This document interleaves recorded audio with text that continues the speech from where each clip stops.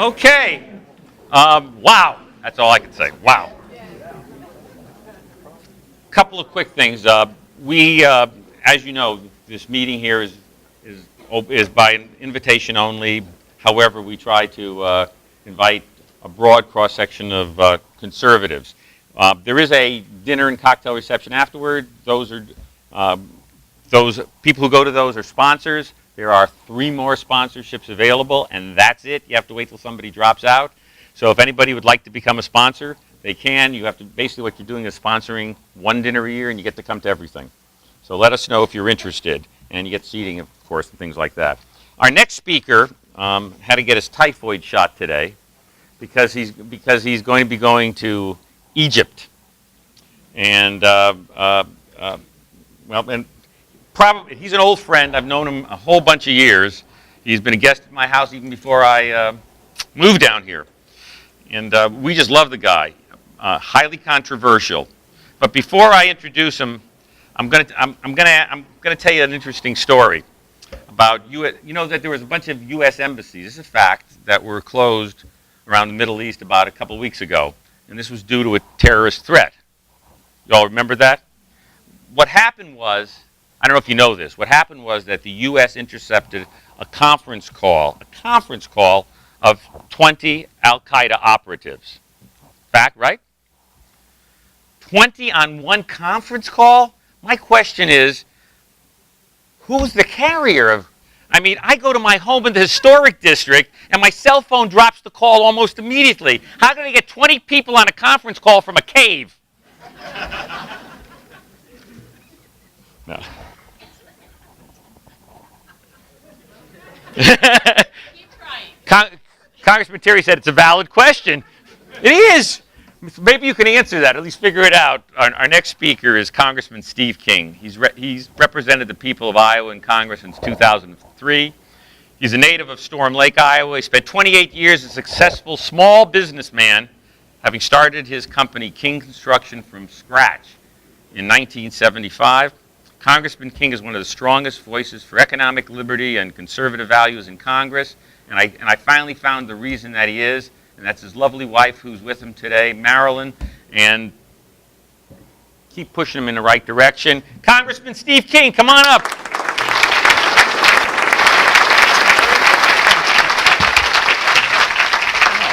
I hadn't looked back. The room's full. Thanks for the introduction and the invitation to be here in Charleston. Mallory, I've been to South Carolina a number of times, and I never got down to Charleston, and I think they kept me out of here for fear that I'd stay in South Carolina. I feel that temptation that you're talking about, Star, and I didn't know you were going to be here, but I'm delighted that you are. And I didn't know what my topic was going to be. I thought I'd listen to Mallory's introduction and listen to the rest of the speeches that are here and go from there. First of all, U.S. embassies being closed because Al-Qaeda threatens us in a conference call, 20 different people on a conference call from a cave. We should know then where it is they're planning to attack. We should identify that these embassies are U.S. sovereign territory. We should not tell the world that we're going to run and hide from Al-Qaeda's threat over the telephone. If we have an ambassador that we're particularly worried about, if he decides to go to Switzerland for the weekend, we don't need to tell the world of that. And if we know where they're going to strike, we ought to reinforce it with our Marines and take those people out.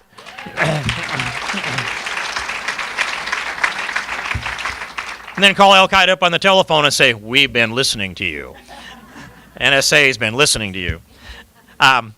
That's my attitude about that piece of it. And Lieutenant Governor, your presentation on Medicaid, I'm very happy to block grant Medicaid to the states and let you manage this thing and use the states as incubators so that we can get the federal government to follow the incubator idea that our founding fathers had.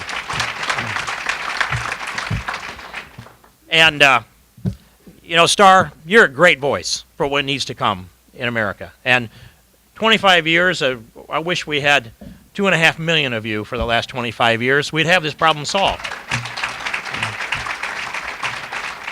I'm not the right voice to bring forward these things, but here's what I'd say to us, is that this country, 316 million people in the United States of America. And I've been tracking, I go to the Department of Labor's website, and I look at those numbers there. And I see these numbers that will say between the ages of 16 there are 9.3 million people that are simply not in the workforce. And yes, some of them are students, some of them are not. Many of them can work part-time even if they are students, but they are not. They're not contributing to the GDP. Then you take the age group from 20 to 25, and it's another chunk of a few million. And you add that up in each age group till you get up to, I went to 74 because Walmart hires at 74. We pay unemployment benefits at 74. So I picked the available for working age group from 16 to 74, partly because I could memorize the number. We could narrow it down a little bit, but you're going to get the point. 88 million people in that universe are simply not in the workforce. And then you add the unemployed to that. That's about another 13 million. The 88 million number is Stuart Varney's, by the way. So you get over 100 million Americans that are simply not in the workforce. Now, what kind of a family, if you had 6 kids and a third of your kids would say, I'm not doing the chores, Mom. I'm not carrying out the trash. I'm not mowing the lawn. I'm not going to go get gas for that. I'm not going to trim the trees or pick up the sticks or do all the other things, paint the house that you have your family do together. If any of them say, I refuse, I'm not going to participate, I'm not going to contribute to the American GDP, pretty soon those kids would be on the, you get to eat after you do the work, not just in hopes that you might one day actually do the work.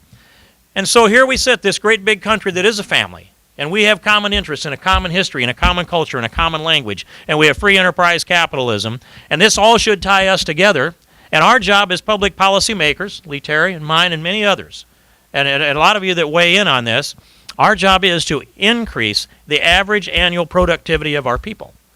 And if Mallory goes out and produces $100,000 in a year, and that would be a low ball for Mallory, but not so much for me, then he's increased the GDP by 100,000. And if I do nothing, our average GDP between the two of us is 50 grand each. And if 3 others do nothing, you divide that out, 2 others do nothing, then I can do the math. Now it's $25,000 each. 3 of us doing nothing and Mallory working. See what's happening? 100 million Americans aren't contributing. And yet we're looking out across the border saying, let's bring in some more people that are uneducated, unskilled, and we're going to put them into the unskilled workforce, and somehow we're going to increase our economy. We would. If one of them works an hour, it increases our economy, but it does not increase our average annual GDP produced by our people. And that's what increases our standard of living and our quality of life. And so I want to see that. I want to see more Americans step up. And we have 80 different means-tested federal welfare programs, 80. There is not one person in the world that has memorized the names of all of those programs, not one. Which means that if they can't tell you what all those programs are from memory, they have no idea about how they might work together, how they might interrelate with each other, and they surely is beyond the scope of their imagination to try to understand how people would be motivated in a proactive way or motivated in a negative way to do the things that they do. So this nation has become now a nation where we have 80 different means-tested welfare programs that guarantee almost a middle-class standard of living. And long ago, Steve Moore wrote about this, and he said if you pay women to have babies, they'll have babies. If you pay them not to have a man in the house, there won't be a man in the house. If you pay them not to work, they won't work. Not just women, men and women the same on that. But that was written clear back in the 80s. He forgot that he wrote it. I have it laminated in my files that have now been moved out to the garage when Marilyn remodeled the house. But that tells you something. This thing has unfolded over the last 20 or more years, and we have become a dependency state. And the President of the United States is pushing the dependency class in this country and taking money borrowed from China to pay people not to work, and because it expands the dependency class and it increases their power base in this country. We've got to understand what's going on. When the Secretary of Agriculture steps up and says, food stamps stimulate our economy to the tune of $1.83 for every dollar in food stamps you hand out, and then you have Steny Hoyer that will say, well, the next best thing we can do is hand out unemployment benefits. 99 weeks of unemployment benefits? And we think that we're fixing America somehow because our hearts are bigger than our common sense. And so we borrow money from China to pay people not to work. And then we say we're going to grow our GDP because we have sympathy for people that are in this country illegally. I want to restore the pillars of American exceptionalism. I want free enterprise to be back in place. I want to restore the rule of law. I want this country to understand and believe how we got here. Understand that the principles that are in the Declaration of Independence. It's the foundation for our Constitution. These are guidelines. Our rights do come from God. Our founding fathers universally believed that. They signed off on that in the Declaration. And so we have these rights, but we have to exercise them if we're going to be able to keep them. If we do not, they'll be defined away from us by the Marxist left that is increasingly taking over in this country. The President of the United States, I was criticized once on one of those left-wing mainstream media outfits, just once, and they ran this clip of one of my constituents that got up and said, the President is a Muslim and a Marxist, and they criticized me because I didn't defend the President as a Christian. And I don't know his religion. I don't question that at all. But my answer was, well, he's at least a Marxist. And they didn't criticize that part. They don't want to go down that path. But we've got to restore this country to the principles that it was founded upon. If we do that, we will become a greater country. We'll go beyond the shining city on the hill. And that's what I challenge you all to do. And I want to work with the rest of you to get that done. Thank you very much. Let's take some questions. Okay, you're in big trouble. Uh-oh. My little daughter wants to ask you a question. Okay, Kaylee. Can you tell us your agenda going to Egypt? She wants to know your agenda going to Egypt. Oh, okay. Well, I could give you one of those flippant answers and say it's classified, but I will not do that. The agenda is we want to go in and we want to reconnect, especially with the military leadership that's there, that has alleviated the burden of the Muslim Brotherhood in Egypt. And if you look all across the Middle East, we're a year and a half into the Arab Spring, as it's been called. And in every country, there has been the Muslim Brotherhood that's come out on top. And our national interests have taken second place. We finished second. And in Egypt, when the military turned that back the other way, now there's a chance for the people of Egypt to run their own country, and I want to encourage that, and that's why we're going. Next question. Yes, I'm sorry.